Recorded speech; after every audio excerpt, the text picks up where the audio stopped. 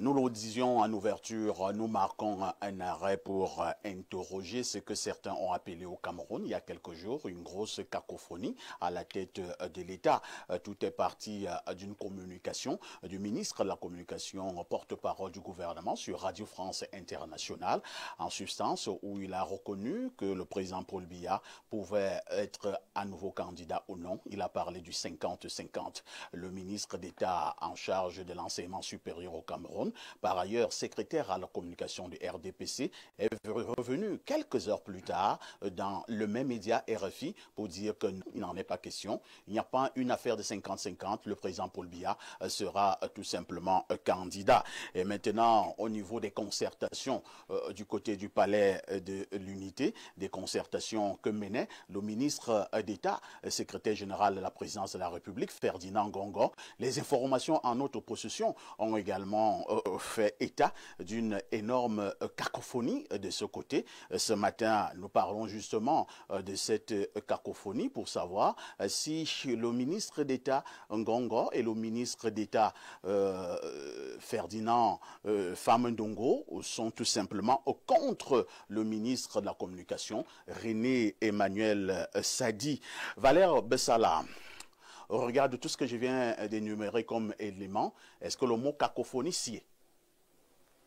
Bon, merci. Je crois que j'ai suivi votre déroulé d'entrée et vous me permettrez. Hein, je sais que c'est peut-être un oubli sur la mise en bouche.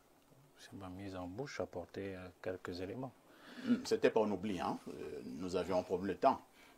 Oui, bon, pardonnez-moi, comme c'est mon temps de parole, je peux au moins peut-être faire cette incursion pour parler de cette affaire d'or qui est importante pour ce pays au même titre que la question du pétrole et qui pose la question de la gestion patriotique des ressources de ce pays, parce que c'est ça en fait le fond de la question.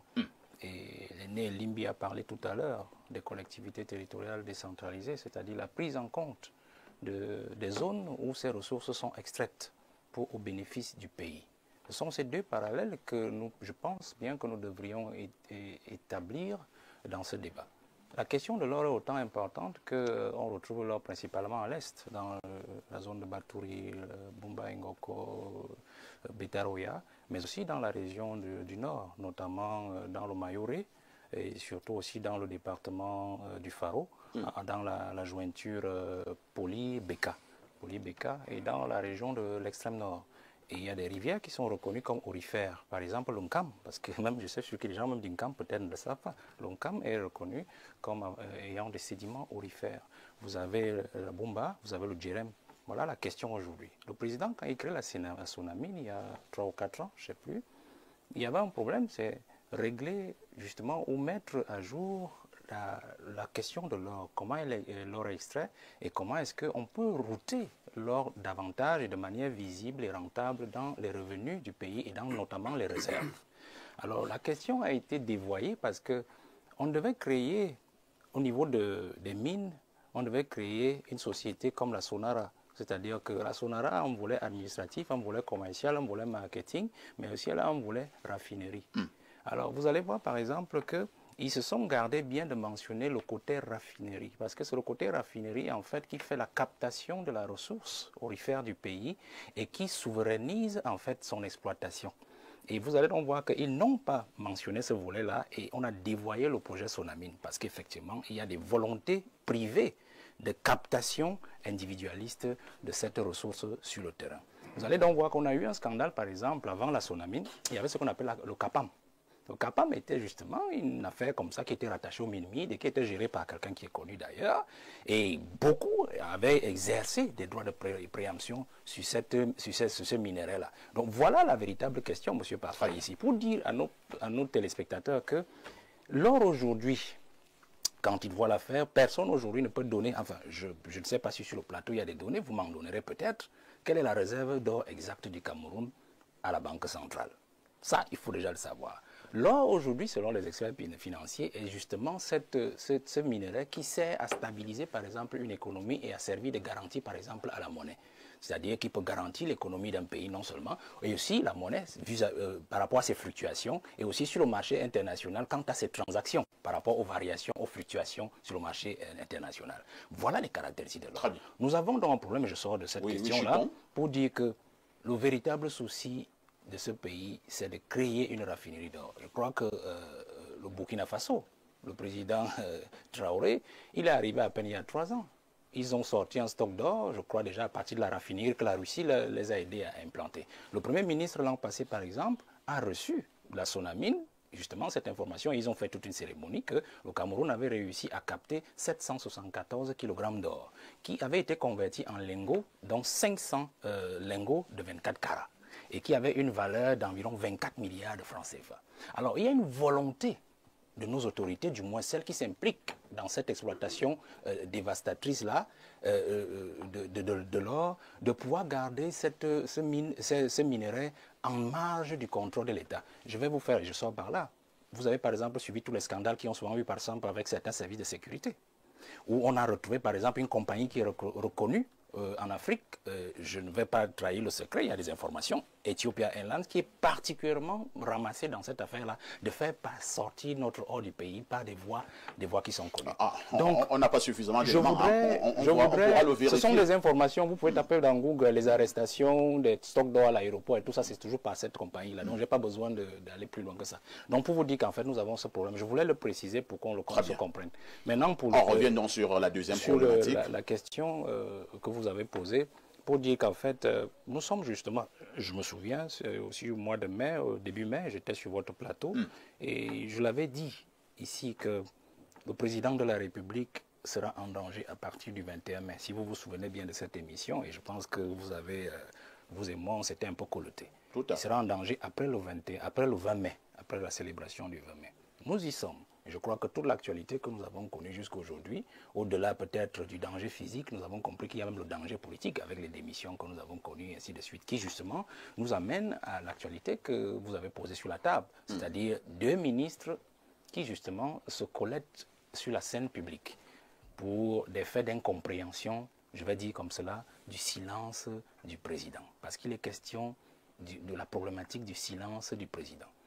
Le ministre Issa Chiroma a dit qu'ils ne voyaient plus le président, qu'ils ne connaissaient plus exactement quelles sont les intentions du président vis-à-vis de leur alliance. Je crois que la problématique de ces 2 ministres est aussi posée. Ils ne savent plus exactement que pense le président, où va le président, où mène le président avec cette barque-là qu'il est en train de conduire depuis des années. Alors moi, je crois qu'on ne va pas donner raison à l'un ou peut-être tort à l'autre. Je crois qu'on est dans une situation simple où le président a juste besoin de parler à ses collaborateurs. S'il ne peut pas parler, s'il juge qu'il ne peut pas parler au peuple, il parle au moins à ses collaborateurs pour leur dire exactement ce qu'il a décidé de faire du Cameroun et de son gouvernement d'ici à octobre 2025. Merci Valère. On passe la parole au politologue Owenangimi, professeur. C'est allé dans tous les sens depuis quelques jours au sujet justement de ces sorties de membres du gouvernement. Beaucoup appellent déjà l'affaire 50-50. Alors, Valère pense que c'est un problème du silence du président. Si le président parlait, certainement, 2 hauts responsables de la République ne devaient pas, j'ai failli dire s'engueuler en utilisant Radio France Internationale. Merci de me donner la parole. Encore une fois, c'est une tempête dans un verre d'eau. Il n'y a rien. Je ne sais pas ce que vous appelez rien. Ce que je veux dire, c'est qu'il faut éviter le spontanéisme et le sensationnalisme. C'est-à-dire un regard superficiel d'une situation et de ses composants. Le ministre René Emmanuel Sadi est ministre de la Communication. Il est membre du comité central du RDPC. Quand vous analysez la situation, une question aussi importante, celle de savoir si le président Biya, président de la République, par ailleurs président national du RDPC, sera candidat, un membre du comité central, sauf à avoir l'autorisation spéciale de la très haute hiérarchie de son parti, ne peut pas en parler de n'importe quelle manière.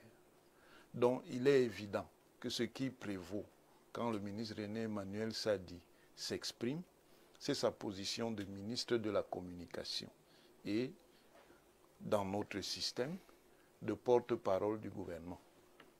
Encore que dans d'autres systèmes, le porte-parole du gouvernement n'est pas nécessairement ministre de la Communication. Tout à fait.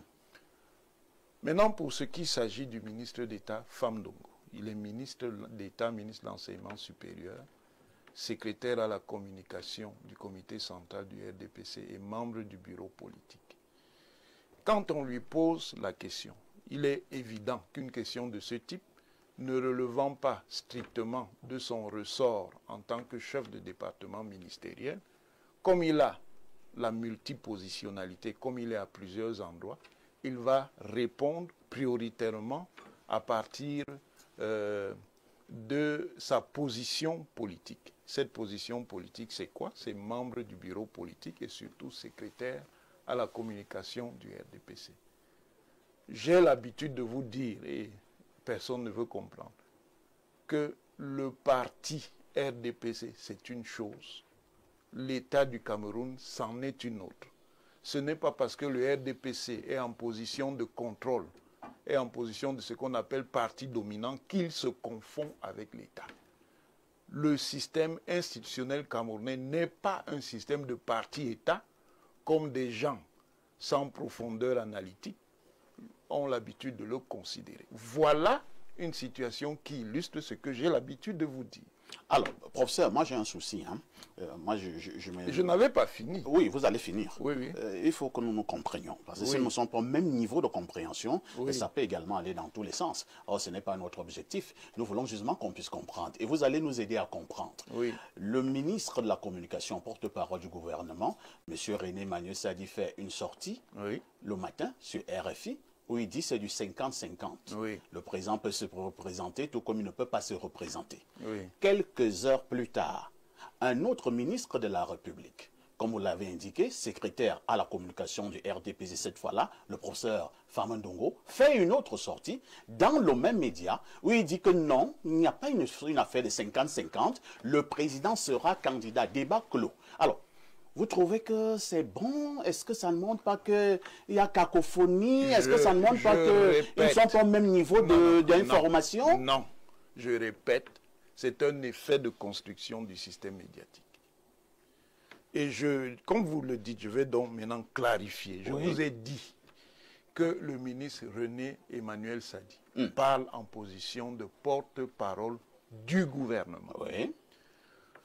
Sur ce terrain, dans une occasion officielle, c'est-à-dire lors de la visite du président de la République Emmanuel Macron, le président Paul Biya a été interrogé sur le fait de savoir si, en 2025, il serait candidat ou il ne serait pas candidat. Et il a répondu que vous saurez si je reste ou si je vais au village. C'est ça le 50-50. C'est la position du président Paul Biya en tant que président de la République. Maintenant, le ministre d'État Famdongo vous dit, nous, au RDPC, nous avons des statuts. Et dans les statuts de notre parti, le président national du RDPC est le candidat à l'élection présidentielle. Et qui est président national du RDPC, au moment où le ministre d'État Famdongo parle, c'est le président Paul Biya. Donc ce n'est pas la même perspective. Et c'est de ça, parce que les gens sont dans la confusion.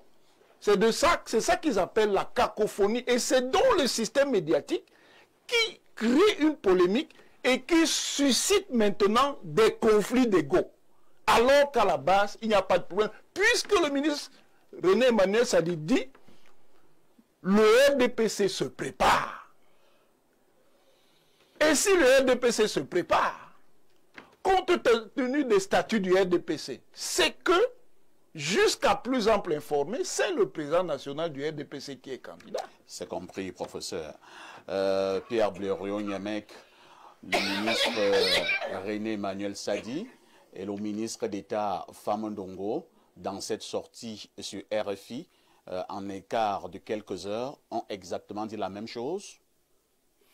Alors, si nous prenons étape par étape, le ministre Sadi parle du 50-50, si vous êtes fort en arithmétique, 3 ou 4 ans après le président Paul Biya.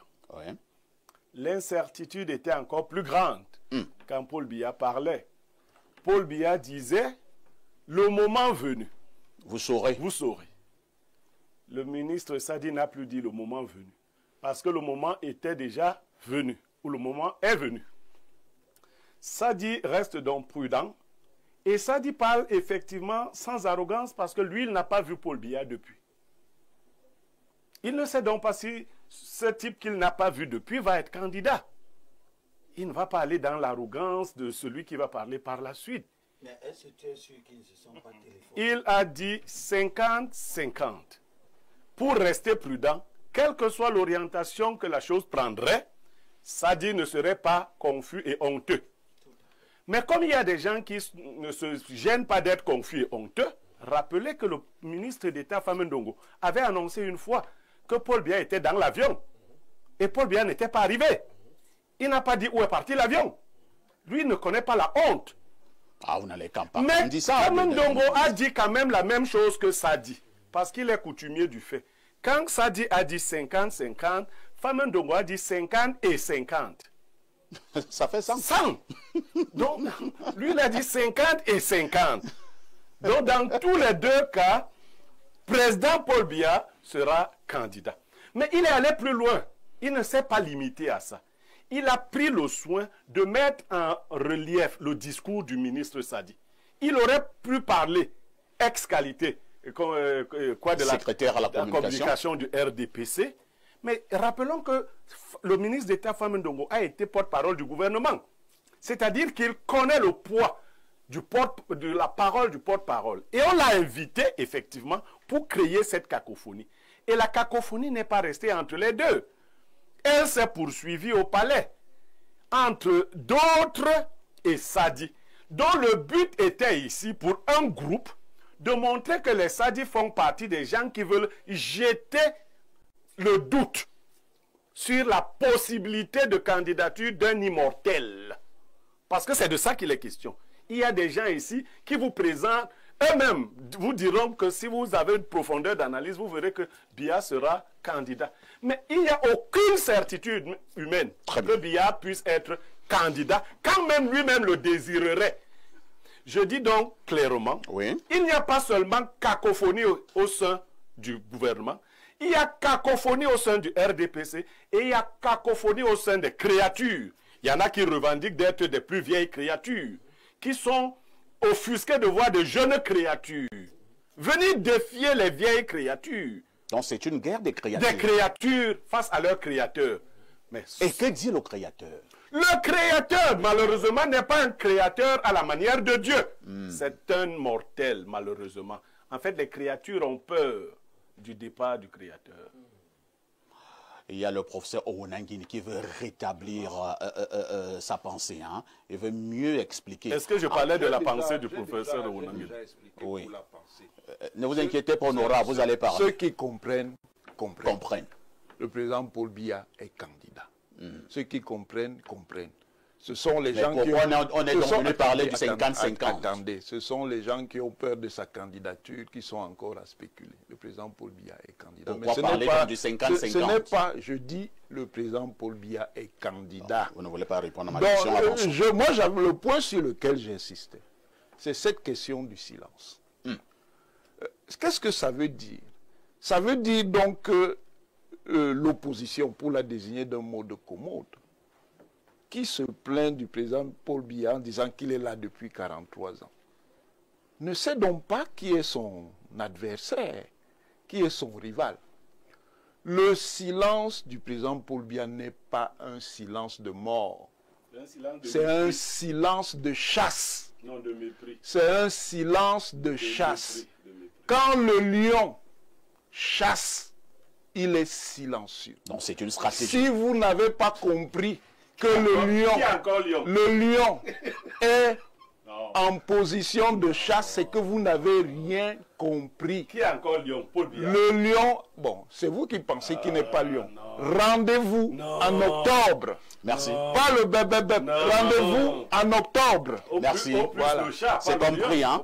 hein. Honorable, le secrétaire, le ministre d'État, secrétaire général de la présidence de la République, Ferdinand Ngongo, le ministre d'État, ministre de l'enseignement supérieur, monsieur professeur Famandongo. Permettez-moi, s'il vous plaît, j'avais oublié, et c'est à cause de M. Niémé qui perturbe. J'avais oublié un détail sur l'élément de cacophonie entre la coordination conduite depuis le palais par le secrétaire général et le secrétaire général du RDPC. Une seule image a disqualifié toutes les conjectures en la matière.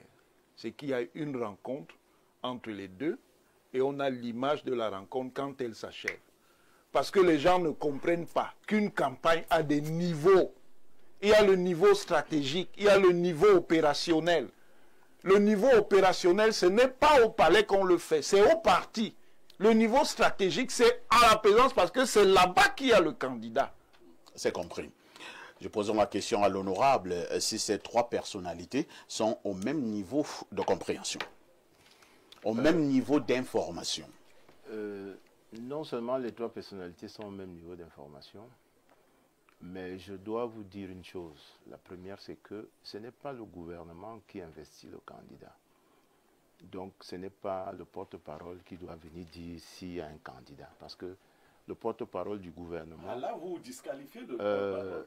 Vraiment, Niémé, je t'ai laissé parler. Oui, Quand oui. je parle des choses sérieuses... Le porte-parole qui nous suit se rend compte que vous... Est-ce que je Monsieur parle- Niémé, est-ce que je permettez parle à avec l'honorable moi? de Vraiment. parler. Il a ses mots. Faut pas interpréter ce que je dis. Je suis en train de parler aux téléspectateurs de façon sérieuse, très sérieuse. Donc, et si vous lisez la une de Cameroun Tribune du 8 juillet 2025, vous comprendrez que le titre porte sur « Le RDPC se prépare ». Et c'est la photo du porte-parole du gouvernement. Ce n'est pas son rôle. Si le porte-parole du gouvernement doit parler au nom du gouvernement après habilitation du gouvernement, ça peut être une habilitation du Premier ministre, ça peut être une habilitation de la présidence de la République. Ça, c'est le premier point.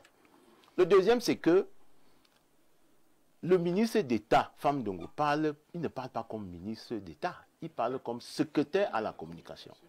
Donc, le seul qui soit habilité à dire, en vertu des statuts du RDPC, qui est candidat. C'est pour ça que l'estimation du ministre René Sadi est corrigée par celle du ministre Famandongo. Ah, donc Voilà, M. Famandongo est venu corriger M. Sadi. Bien sûr, puisque, attends, monsieur Niémec, Oui. vraiment, quand vous faites ça, Oui, je fais quoi? vous me mettez mal à l'aise. Non, je ne vous mets pas mal Vous à l'aise. ne mettez pas les mots et les paroles dans ma prise de parole, s'il vous plaît. Non, je vous... Monsieur Niémec, permettez à l'honorable de dire Nous sommes à une ce qu'il émission, veut dire avec ses on parle mots. des choses sérieuses. Allez, Je suis honorable. sérieux. Prenez Allez, des notes honorable. quand je parle. Vous Non, n'êtes pas non, sérieux c'est quand pas vous pour- mettez... c'est pas pour étudiant pour que je prenne des notes.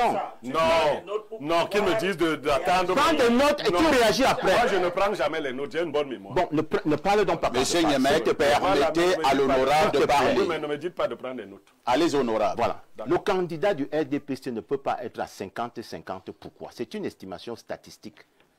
S'il est à 50%, les autres 50%, c'est pour qui?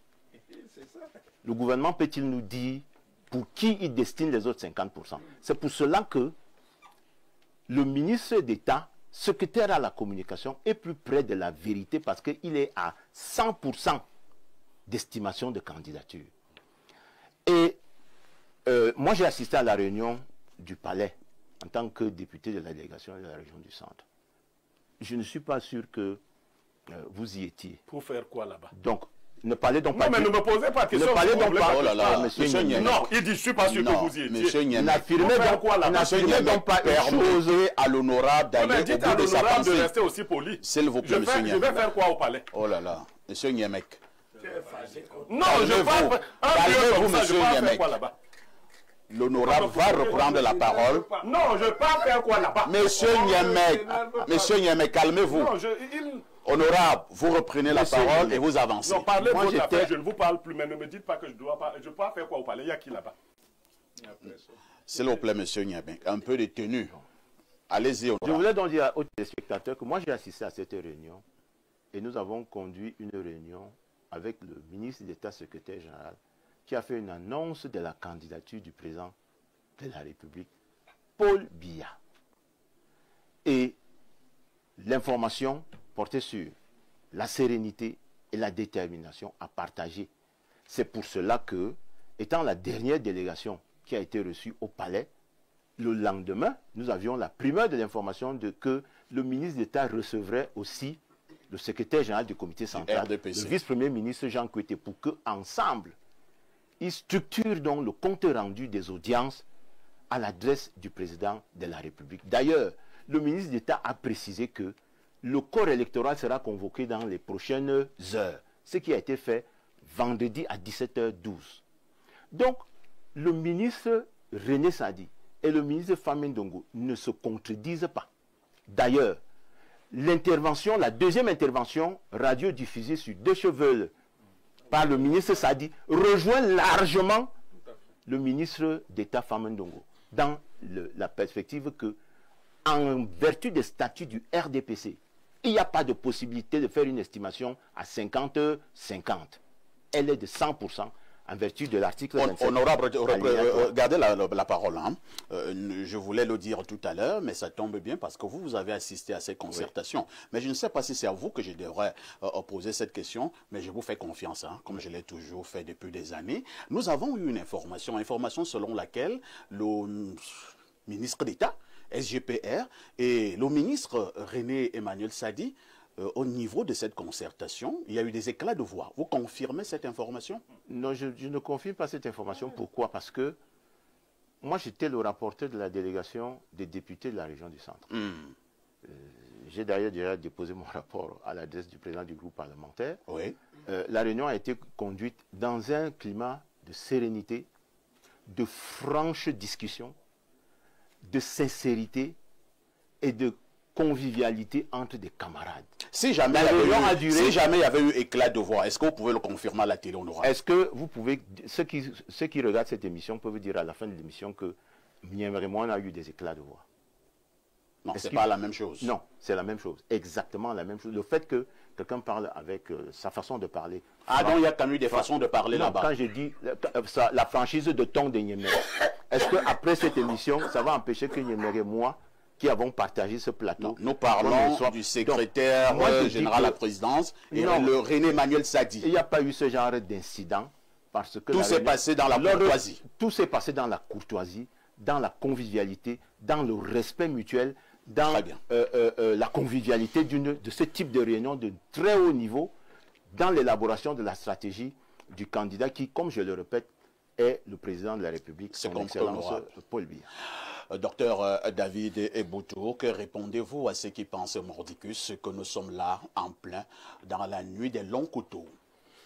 Ils ont certainement raison, parce qu'au-delà des tournures langagères que je viens d'entendre ici et là, il y a que nous venons effectivement d'assister à une grosse confusion qui conforte les uns et les autres dans le questionnement qui commence à tourmenter nos esprits depuis bon nombre de temps aujourd'hui, à savoir que est-ce que nous sommes effectivement encore gouvernés par celui que nous avons bien voulu porter en 2018 à la tête de ce pays? Je ne crois pas que si la réponse ou la sortie du ministre Sadi était allée dans le sens voulu par quelques hiérarques du RDPC, si cette sortie était convaincante ou si elle était allée dans le sens de ce qu'ils avaient arrêté comme élément de réponse à apporter à l'opinion, si effectivement cela les avait arrangés, je ne crois pas que la créature serait sortie. La créature est sortie en hâte le lendemain, simplement parce qu'ils... Pas le lendemain, le même jour. Le même jour, voilà. Parce qu'ils ont déjà interrogé le timing. Le timing trahit quelque chose. Ils ont bien eu l'impression que le ministre Sadi venait de trahir une stratégie qu'ils avaient planifiée et qu'ils entendaient servir à l'opinion. Et c'est pour cela qu'il a couru également dans un média international apporter la réplique à son collègue du gouvernement. Donc, je ne vois pas une façon pour la créature de compléter le propos de son collègue du gouvernement. j'y vois plutôt un désaveu public. Et d'ailleurs, nous sommes tous Camerounais, nous ne sommes pas des Tchadiens. Nous écoutons des choses ici et là dans quelques salons feutrés. Aujourd'hui, vous savez très bien, parfois ici vous êtes un journaliste d'investigation, qu'on prête déjà au ministre Sadi un certain nombre de velléités.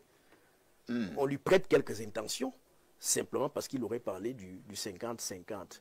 La vérité, c'est que si on interroge même les trajectoires politiques, professionnelles, administratives des deux hiérarques du RDPC qui sont sortis, qui est à même aujourd'hui de nous rassurer quant à sa sincérité sur cette sortie-là? C'est le ministre Sadi. C'est le ministre Sadi qui, lui, peut se positionner discursivement et m'amener, moi et Boutou, à croire qu'effectivement, lui, il parle effectivement en toute logique avec ce que pense le président. Pas, comme l'a dit Niemek, le discours des créatures qui nous ont habitués à nous traîner dans des mensonges les plus terribles. Ils n'en ont même plus honte. Et donc, penser aujourd'hui que sa sortie, et j'ai bien aimé le jeu d'arithmétique politique auquel s'est livré Niemek tout à l'heure, lundi 50-50. Lors du 50 et 50. Alors qu'il aurait bien pu dire 55 et 45. Qu'on se retrouverait ici dans les mêmes analyses et les mêmes conjectures d'analyse. Mais l'autre dit 100% catégorique. Mais on veut quand même expliquer que non, il est venu compléter, non. Mais à la fin quand même, David Eboutou, parlons peu, parlons vrai. C'est donc le ministre d'État Famon Ndongo qui a eu raison. Est-ce que le président de la République vous a dit déjà formellement qu'il sera candidat? Mais le SGPR a clairement vous l'avez vu? a dit aux délégations qu'il le recevait récemment au palais que le président sera candidat. Est-ce que vous avez vu le président de la République? Est-ce qu'il s'est prononcé? Est-ce que ce ne sont pas les mêmes aujourd'hui qui parlent du 100%, qui sont les mêmes dans les salons feutrés, à accuser celui qui les a reçus il y a quelques jours d'être un imposteur? Ah bon? D'être un usurpateur. Ah bon? De quelqu'un qui n'est pas gradé politiquement comme eux. Mais attends, nous sommes tous Camerounais. C'est ce qu'ils disent du SGPR. Nous sommes tous Camerounais. Est-ce que le SGPR est membre du bureau politique? Non. Est-ce qu'il est même membre du comité central? Pas du tout. Alors, en quelle qualité? Puisqu'il a reçu, il était président d'un comité stratégique pour la candidature et la réélection du président Biya. Alors, en quelle qualité? C'est toujours le secrétaire général? Puisque les prérogatives du ministre secrétaire d'État à la présidence de la République sont connues. Il est l'interface entre la présidence de la République et le gouvernement, ou alors les autres institutions. Mais quelle est la qualité aujourd'hui qui peut nous convaincre de ce que, voilà, il y a une réunion tenue au palais pour la réélection de M. Biya? Mais est-ce qu'on cherche à vous convaincre? Ah, ok. Elimi me dit qu'on ne cherche pas à nous convaincre. David. Sortons donc là pour dire que je crois que c'est la confusion qui, aujourd'hui, veut être expliquée. Mais la réalité, et c'est cela que les Camerounais ont constaté, c'est que celui qui, en réalité, est habilité à fixer les Camerounais sur leurs interrogations aujourd'hui, lui-même, il est absent. Et c'est d'ailleurs pour cela que je continue de penser que jusqu'à la dernière minute, les incertitudes vont continuer de planer. Et qu'on n'empêche surtout pas ceux qui continuent d'interroger la réaction du président en rapport avec tous ces désordres qui se passent, de le faire. Parce que nous connaissons les postures, les us, les mouvements et même les signaux. Quelqu'un parle souvent de sémiotique. Nous connaissons comment le président s'exprime d'une manière ou d'une autre. Si aujourd'hui, on en vient à avoir cette confusion à un très haut niveau, cela veut dire ce que ça veut dire. Mais surtout, cela veut dire qu'il y a une panique à un très haut niveau qui amène les uns et les autres à se demander ou à forcer même la main du président de la République. Qui vous a dit qu'il veut être candidat à l'élection présidentielle? Pourquoi, depuis lors, les uns et les autres multiplient la gesticulation dans tous les sens pour l'amener à se représenter? Je crois que c'est tout cela qu'on met dans cacophonie, c'est tout ceci qu'on met dans gesticulation. Et ces Camerounais qui pensent ainsi ont parfaitement raison. Merci, docteur David Eboutou. Abel Elimbi Lobé, tout ce qui se dit, tout ce qui se vit, tout ce que nous voyons là, est-ce que cela n'est pas de nature à pouvoir se dire, sous fond analytique, que la candidature du président Paul Biya ne ferait plus l'unanimité au sein du RDPC? Elle ne devait même pas exister. Nous avons fait un effort ici. Vous nous avez donné l'occasion, pendant quelque temps, de parler au président. même comme nous ne sommes pas de son parti, mais nous sommes ses compatriotes. Nous sommes plus que ses militants. Et nous avons émis des sons sont partis de beaucoup d'élites camerounaises pour lui dire de ne pas écouter les laudateurs du parti, que sa candidature allait faire du Cameroun une curiosité mondiale. Comme à une certaine époque, Idi Amin Dada a fait de l'Afrique tout entière une curiosité. Donc c'est une candidature qui est en soi porteuse de germes de controverse. Et le débat qui est sur la table aujourd'hui est né du fait que cette candidature est possible, tout comme elle n'est pas possible. Avant de continuer... Alors, Abel, on a beau vous dire, hein, on a beau vous dire, et l'honorable l'a répété tout à l'heure, la chance que nous avons, c'est que lui l'a assisté à il n'était pas avec le président. Attendez d'abord. Et le secrétaire général, la présidente de la République, ministre d'État, Ferdinand Ngongor, qui je pense n'est pas un plaisantin, a bel et bien dit aux délégations qu'il recevait que le président de la République sera candidat. Oui, lui ne passe candidat. Voilà. Et que lui... Pourquoi vous voulez toujours en faire un débat? Mais qui a dit que Ngongo est candidat? Elimbi, prête-moi une minute. Elimbi, pardon, prête-moi une minute. Oui, prends. Merci. Ngongo serait candidat de quel parti? Pour l'instant, lui, il est secrétaire général à la présidente de la République. Alors, pourquoi il était nécessaire qu'il dise cela? Permettez que je... Non. C'est l'envoyé du prince. Non, il n'a aucun appareil. Il n'était pas nécessaire qu'il dise cela. Et s'il l'a dit, je vous dis une seule chose. Allons-y. Nous nous trouvions dans une situation où le marié avait bu entre la signature de l'acte de mariage et la fête du soir. Et il était sous-couché. Les gens allaient le supplier qu'il ait attendu dans la salle. Et ces gens venaient nous rassurer en salle que les mariés arrivent. Le marié est là dans 5 minutes, mais le marié était dans un état qui ne lui permettait même plus de quitter la chambre. Et qui est le marié ici? C'est à vous de voir. Comparaison des pareils. Je n'ai pas comparé, j'ai illustré. Oui, Elimbi, vous reprenez la parole, vous allez chuter. Oui, déjà. Oui. Je voulais dire à Bengono ce que le roi Salomon dit. Et Somba Bongono. Oui, oui, mais Somba. On a tranché ça. Non, lui, c'est mon ami. On ne va pas recommencer. Appelez et Somba Bongono. Je peux renverser comme je veux. C'est mon ami. Dans Proverbe chapitre 15, versets 1 et 2, le roi Salomon est très clair. Une réponse douce calme la fureur, mais une parole dure excite la colère. Comme pour dire quoi? La langue des sages rend la science aimable et la bouche des insensés répand la folie. Les choses sont claires. La clarté enlève le doute. Si les gens veulent expliquer le doute, c'est que ce qui s'est dit n'était pas clair. Et c'est ça que vous avez appelé, et c'est ça que vous avez appelé... Cacophonie. La cacophonie, c'est quand il y a plusieurs sons pour une chose qui ne devrait pas avoir plusieurs sons. C'est ça qu'on appelle en français facile la cacophonie. Donc, 2 membres des instances dirigeantes du parti parlent. René Sadi est un membre du bureau politique, la plus haute instance. Ce n'est pas ça. Je pense que c'est le comité central. C'est le comité central, hein? Ok. Bon. Même le ministre Famon Ndongo, ministre d'État, lui, il est au bureau politique. Donc, c'est Famon Ndongo qui est au bureau politique. Ça veut dire que c'est Famon Ndongo qui est son patron. C'est Famon Ndongo qui est au bureau politique. C'est ce que j'ai dit. Et c'est René Sadi qui est au comité central. Les Donc, deux, le ministre Famon Ndongo est le chef de René Sadi. les deux, voilà. Oui, oui, non, c'est bon à dire. Les deux sont dans les 2 plus hautes instances du parti.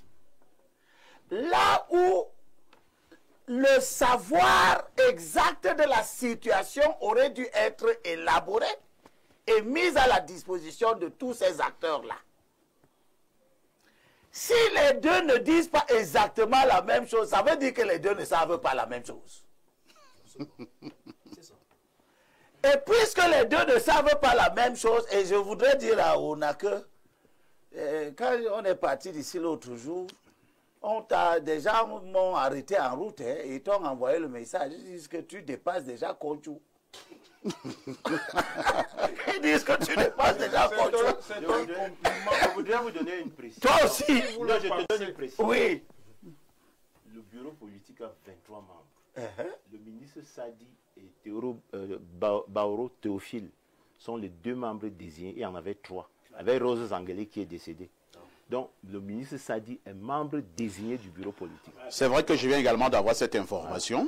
Que le ministre Sadi est au-dessus du bureau politique. Qui est au-dessus de l'autre. C'est le bureau politique qui est supérieur au comité central. C'est ce que moi je sais que les deux sont au bureau politique. Voilà. Donc, les deux sont au bureau politique. Plus on est haut, plus on se rapproche du président. Si c'est donc Sadi qui est dans le bureau politique.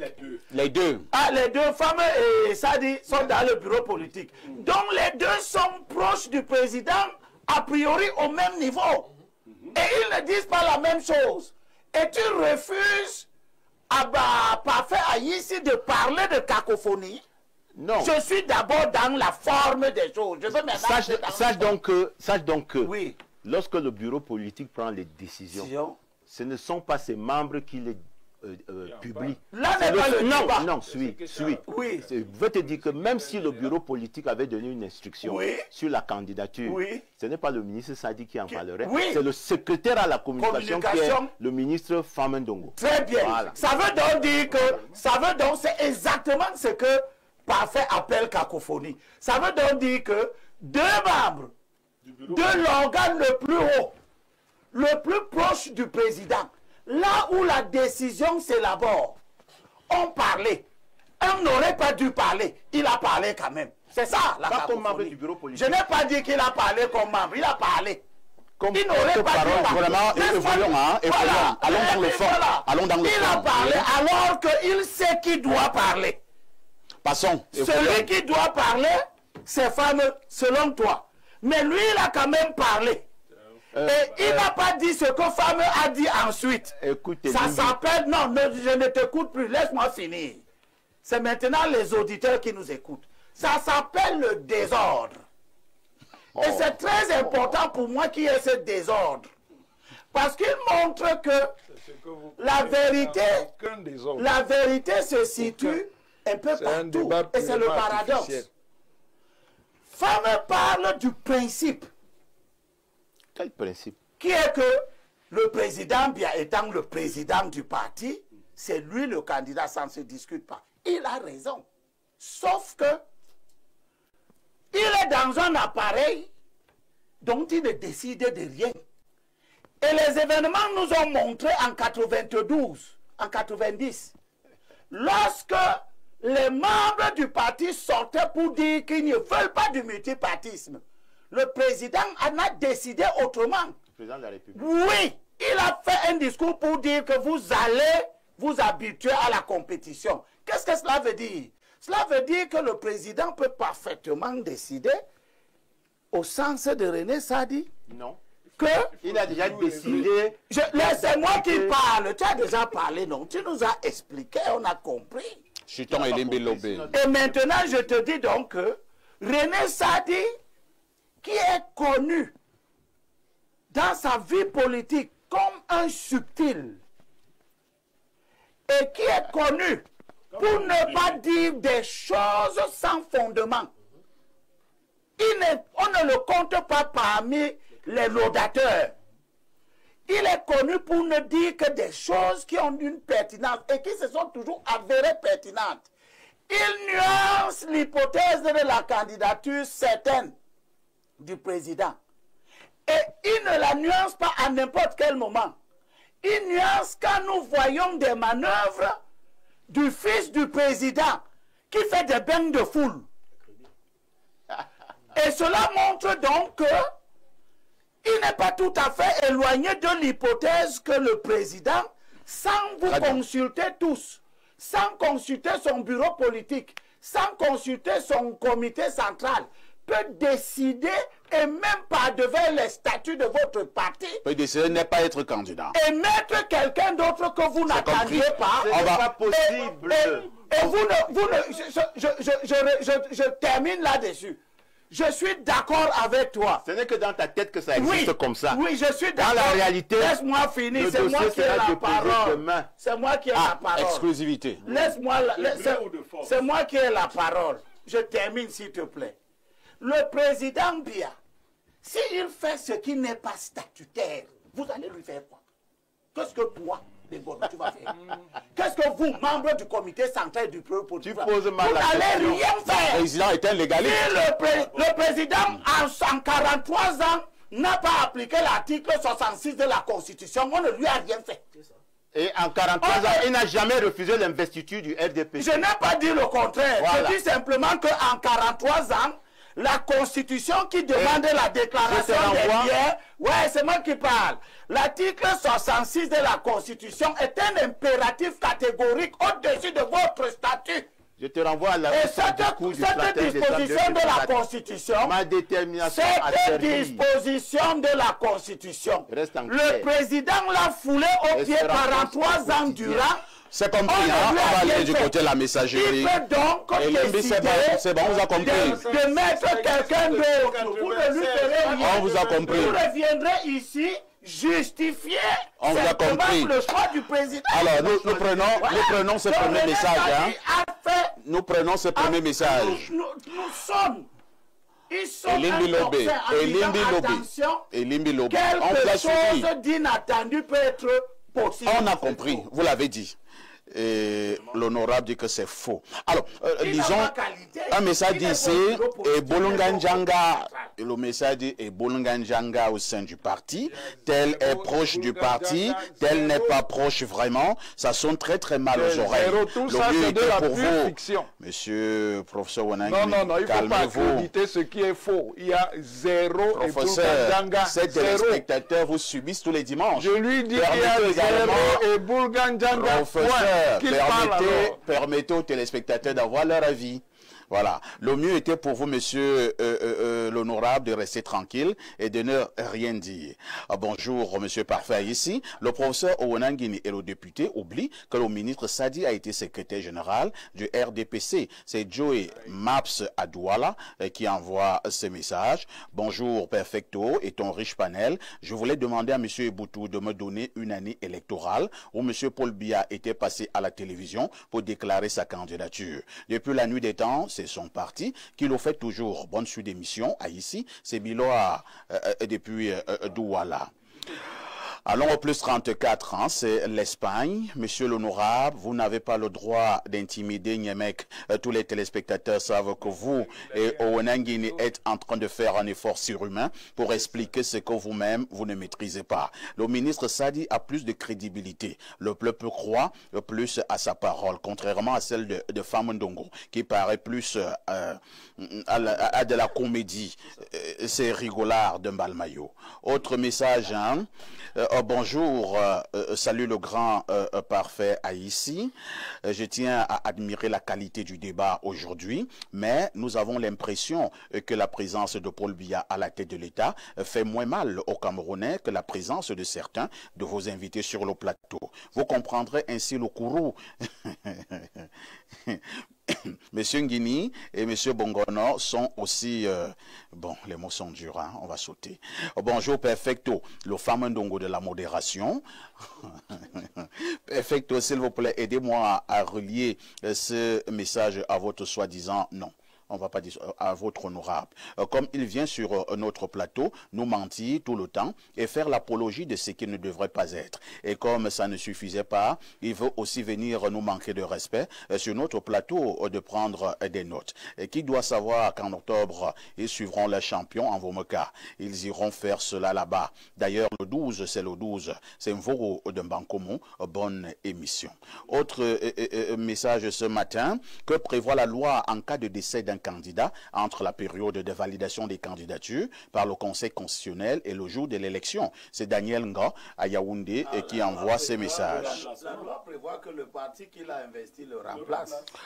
Alors, le du remplacer. côté du plus 39, c'est un message de l'Italie. Honorable Somba Bongono est de mauvaise foi. Le président lui-même, parlant autrefois de sa candidature, parlait de 50-50. Je vous dirai le moment venu si je me présente ou si je vais au village. Honorable dit que Famondongo vient corriger. Le ministre Sadiki, lui, est plus proche de la position même du candidat. D'ailleurs, le timing choisi par le droit des réponses du ministre Famondongo est mal choisi. Monsieur Sadi n'a rien inventé. Le ministre Famo aurait pu attendre. C'est donc manifeste que la guerre des héritiers est ouverte. C'est Augustin Wono qui envoie ce message. Allons au plus 48. C'est un message de la Pologne. Bonjour Perfecto et son panel. Je ne sais pas si certains de vos invités pensent que les Camerounais sont des gens qui n'ont plus de cerveau. Un fait est réel et vrai. Ils veulent expliquer quoi. Le professeur et l'honorable Blériot a tout à fait raison. C'est très dur d'écouter ce genre de choses.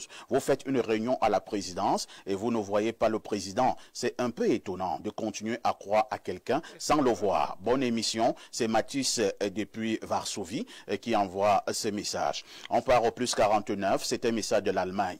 Bonjour, monsieur Parfait ici, ainsi qu'un ton riche panel. Oulala, le militantisme du professeur Owona sur le plateau a déshabillé le professeur. Dans ses interventions, nous ne voyons pas l'analyse objective du politologue et qu'il est, sinon, des Samamalek à l'endroit du pouvoir. Oui, professeur, mouillez bien le maillot encore et encore. Vous avez compris le système. Avec un peu de baraka, vous serez nommé recteur plein. Bonne émission à vous. C'est Franck Junior depuis l'Allemagne.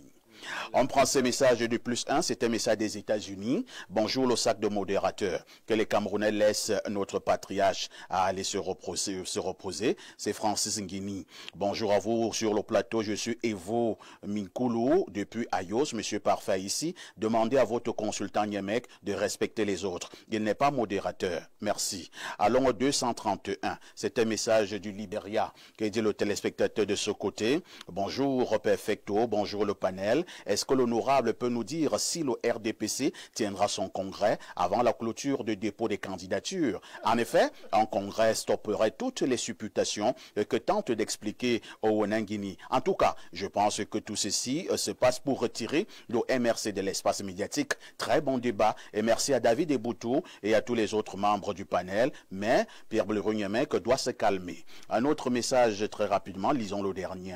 Allons au plus 241, c'est un message du Gabon. Bonjour à vous sur le plateau. Félicitations à monsieur Niemek, monsieur l'honorable depuis le RDPCI, compris le professeur, et font honte vu leurs analyses, juste le calcul de leurs intérêts. Obtenir tout simplement des petits bouts pour subvenir à leurs besoins. Vraiment décevant. Alors, merci. Valère, oui. Oui, en quelques mots, et on passera la parole à Valère Bessala. Sur la question du congrès, il faut savoir que les statuts du RDPC ne prévoit pas de congrès pour désigner ou investir un candidat à la présidence de la République.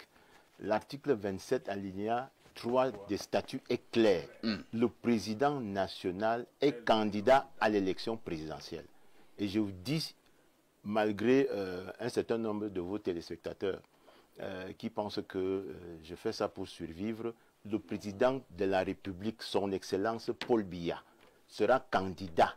Il va déposer son dossier la semaine prochaine. Et je vous dis, si vous êtes un électeur, allez chercher votre carte d'électeur et apprêtez-vous à aller voter le 12. Parce qu'à partir de vendredi dernier, donc depuis 17h, 12 minutes vendredi dernier, le corps électoral est convoqué. Le débat que nous avons, c'est vraiment un débat pour essayer de vous donner quelques éclairements, mais cette page est tournée au RDPC.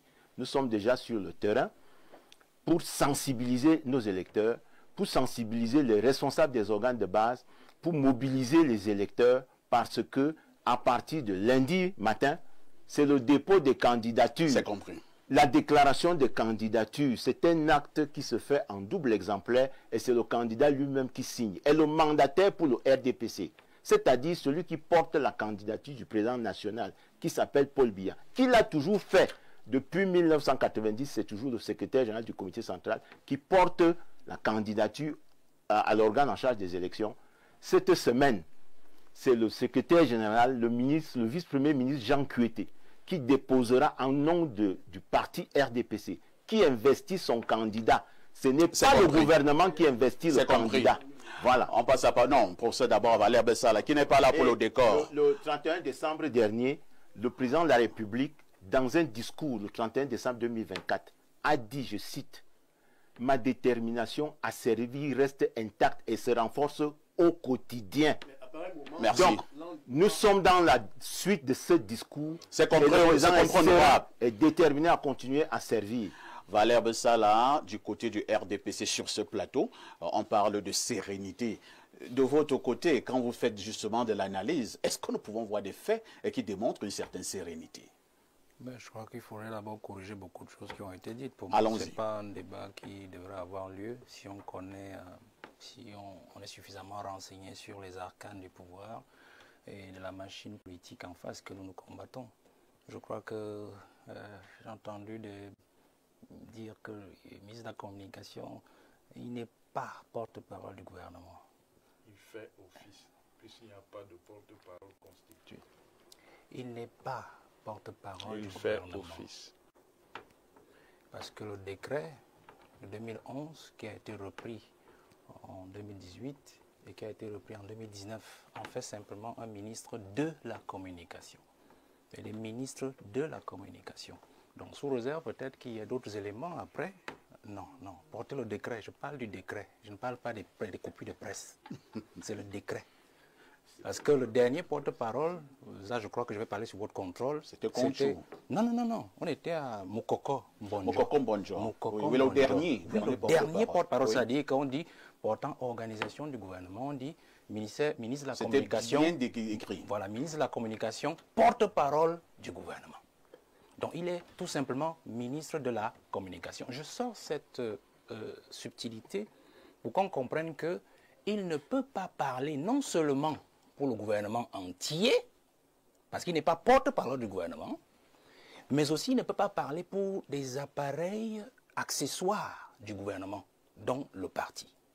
Et là, j'en viens à ce que l'aîné disait tout à l'heure. Le parti a son fonctionnement et a son ou ses communicants, dont le secrétaire général, le secrétaire, je crois, le ministre Famendongo, est secrétaire à la communication. Tout à fait. Donc je crois que l'erreur est partagée déjà dès le départ. C'est-à-dire le journaliste a saisi le ministre Sadi pensant en fait qu'il avait aussi peut-être voix au chapitre de la communication dans le parti. Je dis le journaliste qui a saisi le ministre. C'est là d'abord que l'erreur part. Et le ministre lui aussi commet cette erreur parce qu'en fait quand on l'interroge sur une sensibilité comme celle-là, c'est-à-dire qu'il relèverait en fait de la communication du parti, pas de celle du gouvernement. Est-ce que ce n'est pas parce que nous savons que le parti, c'est aussi le gouvernement? Non, ça c'est des confusions. Ça c'est des confusions que monsieur tout le monde fait. Ça c'est des confusions que monsieur tout le monde fait. Alors le ministre est aussi tombé dans ce piège-là. Parce qu'il aurait dû dire aux journalistes, je ne suis pas secrétaire de la communication du parti.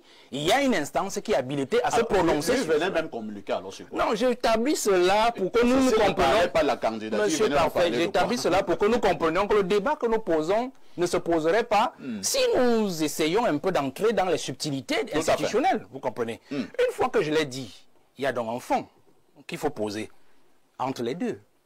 Moi, je suis d'accord. Le ministre a dit, je crois qu'il révèle le fond de ce que pensent les Camerounais, d'une part, et le fond de ce que pensent certains apparatchiks du pouvoir vis-à-vis de la candidature du président. C'est pour ça qu'il parle du 50-50. Faisons attention. Parce que c'est un monsieur, je parle d'abord globalement, qui connaît le président avant même Famendongo. Je dis comme cela, avant Famendongo. Sadi, diplomate, sorti de Suisse, il a travaillé avec le président Ahidjo. Oui. Il a même été affecté au service particulier du président Ahidjo jusqu'à sa démission, et même il allait jusqu'au Sénégal avec le président. Avant qu'il soit ramené au Cameroun, quand la brouille a été entamée entre le président et son père Ahidjo. Donc, c'est un monsieur qui connaît davantage Paul Biya avant président et Paul Biya après président.